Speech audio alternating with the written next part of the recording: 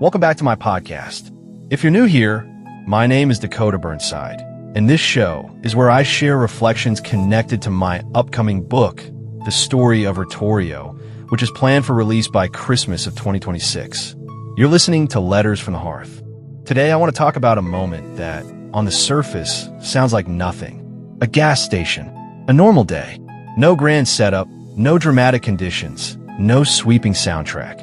And yet, in Ritoreo, that's where everything begins to change. In the book, the opening isn't a fireworks moment. It's just two people crossing paths for completely different reasons. No one walks in thinking, this is the start of the rest of my life. It's the kind of small encounter most of us would forget by dinner time.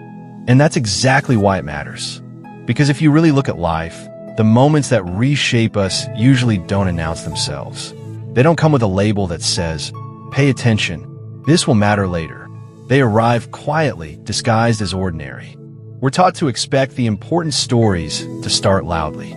A huge first meeting, a dramatic confession, something cinematic. But most real love doesn't begin that way. Usually, it starts when you're distracted, when you're tired, when you're just trying to get through the day without dropping everything you're carrying. So that gas station scene matters not because it's perfect, but because it's available. It's unplanned. It's messy in the way real life is messy. It's simply a moment where two lives briefly overlap, and something could happen if someone allows it. One of the most honest truths in this beginning is that it almost doesn't happen at all. Think about how fragile beginnings are. Someone could have pulled out a few seconds earlier. Someone could have looked down at their phone instead of up at a face.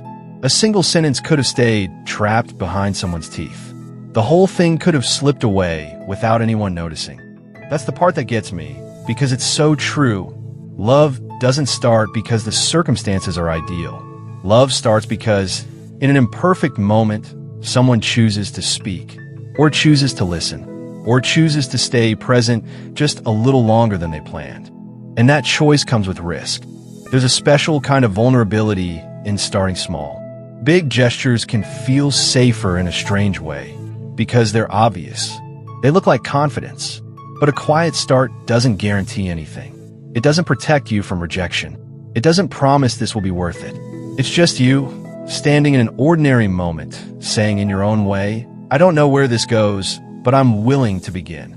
That kind of courage is easy to overlook. But it's where everything real starts. When I wrote the story of Ritoreo, I had to resist the urge to make that scene more romantic than it needed to be. I could have dressed it up.